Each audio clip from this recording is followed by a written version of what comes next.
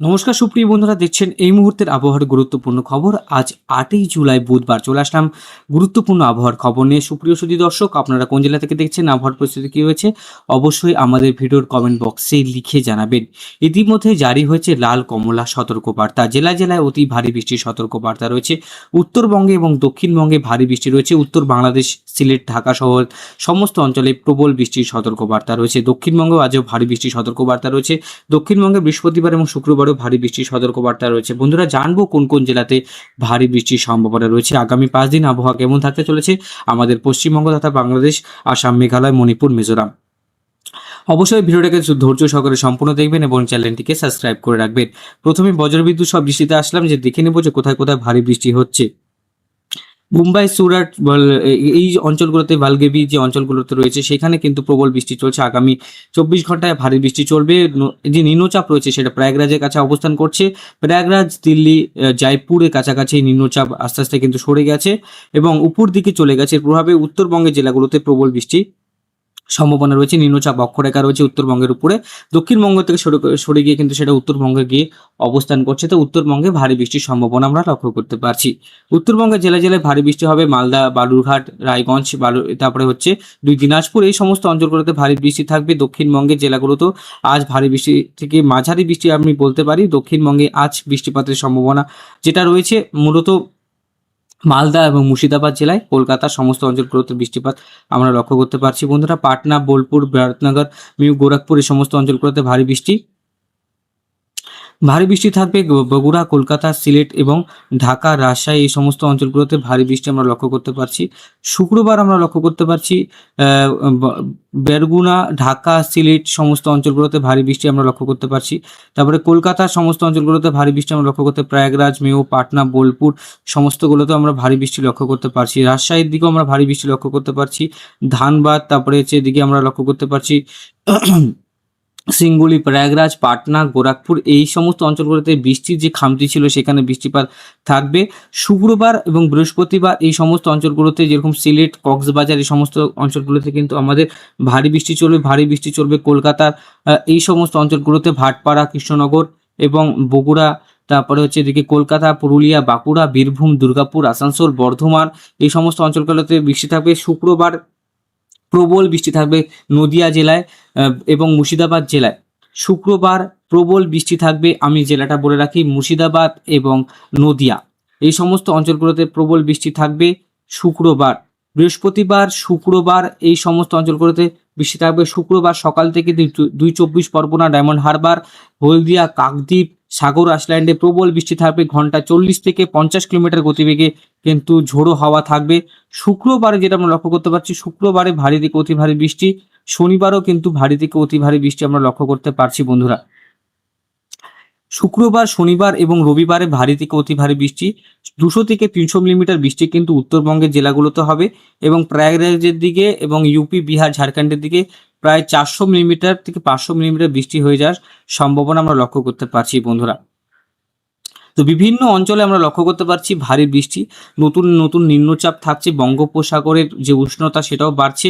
এদিকে super typhoon বাবি, আমি আপনাদেরকে একটু দেখিয়ে দিই। সুপার টাইফুন বাবি, এটা আপনাদের জানা উচিত। এই একটা টাইফুন তৈরি হচ্ছে, এটা সুপার টাইফুন বলে। এই সুপার টাইফুন কখন হবে? যখন এটার ঘন্টার গতিবেগ 250 থেকে 300 কিলোমিটার গতি কিন্তু বাড়াবে। দেখুন, এই যে সুপার টাইফুন বাবি, এটার অবস্থান কিন্তু এখন যেটা অবস্থান করছে বুধবার, সেটা কিন্তু 250 কিলোমিটার প্রতি ঘন্টা লক্ষ্য করতে পারছি। এটার যে কেন্দ্রস্থল এবং তার ক্ষেত্রবিন্দু দেখুন অনেকটাই বড়। এদিকেও কিন্তু 500 মিলিমিটার, এদিকে কিন্তু এদিকে 500 কিলোমিটার, এদিকে 1000 কিলোমিটারের কাছাকাছি এটা গোটা ঘূর্ণিঝড়টি অবস্থান করছে। গোটা চায়না, তাইওয়ান, তারপরে সাউথ কোরিয়া, নর্থ কোরিয়া, তারপরে জাপান, এই সমস্ত অঞ্চলগুলোতে এর প্রভাব আমরা লক্ষ্য করতে পারবো। তো আমরা জানলাম এই যে সুপার টাইফুন বাবি তৈরি হচ্ছে প্রশান্ত মহাসাগরের ফিলিপিন্স যে দেশটি রয়েছে, ফিলিপিন্সের কাছাকাছি আমরা কিন্তু বড় বড় ঘূর্ণিঝড়গুলি দেখতে পাই। দেখুন, এইখানে যে প্রশান্ত মহাসাগর, সেখানে উষ্ণতাটা অনেকটা বৃদ্ধি পেয়েছে এবং সেখানে কিন্তু গরম থেকে কাজে লাগিয়ে এই ঘূর্ণিঝড়গুলি উৎপন্ন হচ্ছে। বন্ধুরা, ঠিক আছে, এই ঘূর্ণিঝড়গুলি উৎপন্ন হওয়ার একটাই কারণ, এখানে তার বিভিন্ন অঞ্চলে যে বায়ুপ্রবাহ এবং এই যে বঙ্গোপসাগর থেকে জলীয় বাষ্প ছুটে আসে এবং প্যাসিফিক ওশান থেকেও ছুটে আসে। দেখুন এখানে একটি নিম্নচাপ, এখানে একটি নিম্নচাপ রয়েছে। তো এখানকার যে বায়ু প্রবাহ সেটার জন্য কিন্তু এখানে বারে বারে কিন্তু ঘূর্ণিঝড়গুলি উৎপন্ন হয়। আর এখানে সমুদ্রে যে জলের উষ্ণতা সেটা কিন্তু প্রচুর পরিমাণে বৃদ্ধি পাচ্ছে। এর প্রভাবে এখানে নিম্নচাপ থেকে সরাসরি ঘূর্ণিঝড়ে রূপান্তরিত হয়ে যাচ্ছে বন্ধুরা। এদিকে বঙ্গোপসাগরের উষ্ণতাও কিন্তু অনেক, এবং সেখানেও কিন্তু বারবার কিন্তু নিম্নচাপ আমরা লক্ষ্য করতে পারছি। 10 তারিখ 11 তারিখে পরে আরেকটি নিম্নচাপ আসছে। এই নিম্নচাপের হাত ধরেই কিন্তু ভারী থেকে অতি ভারী বৃষ্টি আমরা লক্ষ্য করতে পারছি। পরবর্তী নিম্নচাপেও কিন্তু ভারী বৃষ্টি রয়েছে উত্তরবঙ্গের জেলাগুলোতে। এবার বন্ধুরা দেখব যে কোথায় কোথায় কি পরিবর্তন। আবহাওয়া সতর্কবার্তাতে যাই। দেখুন এখানে লাল, হলুদ, কমলা দেওয়া আছে। পশ্চিমবঙ্গে আপাতত কোনো সতর্কবার্তা নেই। যদি চরম পূর্বাভাসে যাই বন্ধুরা, দেখুন চরম পূর্বাভাস যদি যাই তাহলে বোম্বাইয়ের কাছাকাছি আমরা লক্ষ্য করতে পারছি গরম বাড়বে এবং বৃষ্টিপাতের সম্ভাবনাটা কমবে। মানে বৃষ্টিপাত যেটা অতি ভারী চলছিল, যেটা একদম মুম্বাই ডুবে গেছে বলতে গেলে, মুম্বাই অতি ভারী বৃষ্টি, অনেকজন মারা গেছে সরকারি অনুযায়ী 10 থেকে 15 জন। এবার 13 তারিখ পর্যন্ত প্রচণ্ড পরিমাণে গরম থাকবে, হিউমিডিটি লেভেল 80 থেকে 90 থাকবে এবং মঙ্গলবার থেকে আবার কিন্তু স্বাভাবিক হবে তাপমাত্রা।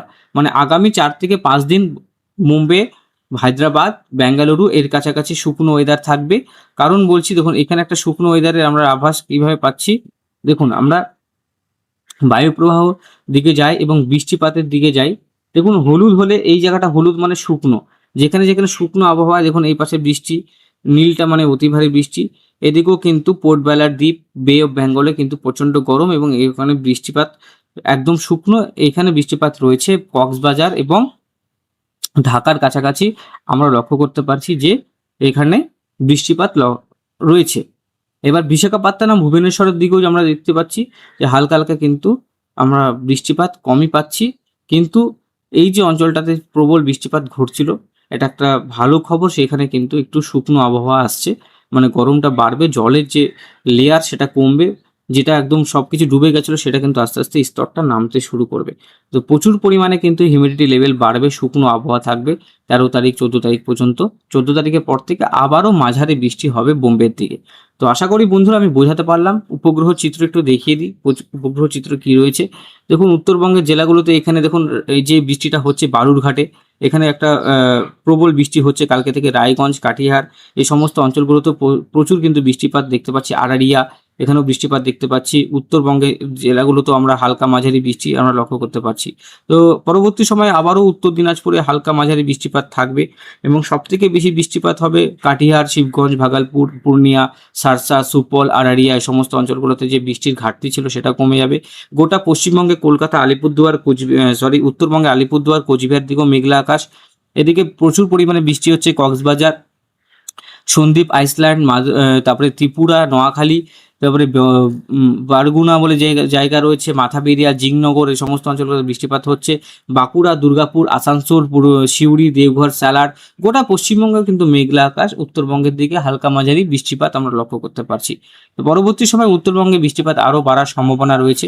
দেখা যাক কি হয়, পরিবর্তন আসলে অবশ্যই জানাবেন। এই যে নিম্নচাপ, এই নিম্নচাপে ভারী বৃষ্টি হচ্ছে ভারতপুর, আগ্রা, এই মেদিনীপুর, এটা আলাদা মেন পুরী, তারপরে হচ্ছে এদিকে হচ্ছে গঙ্গাপুর সিটি, তারপরে তারপরে হচ্ছে নাগার, কামন, মানে এই যে অঞ্চলগুলো দিল্লির কাছাকাছি যত অবস্থান করছে সেখানে কিন্তু প্রচুর পরিমাণে বেরেলির কাছাকাছি ভারী থেকে অতি ভারী বৃষ্টিপাত আমরা লক্ষ্য করতে পারছি। মানে ইউপিতে ভারী থেকে অতি ভারী বৃষ্টি, বেঙ্গলও ভারী থেকে অতি ভারী বৃষ্টি রয়েছে, সাব হিমালয়ান ওয়েস্ট বেঙ্গলও ভারী থেকে অতি ভারী বৃষ্টি রয়েছে।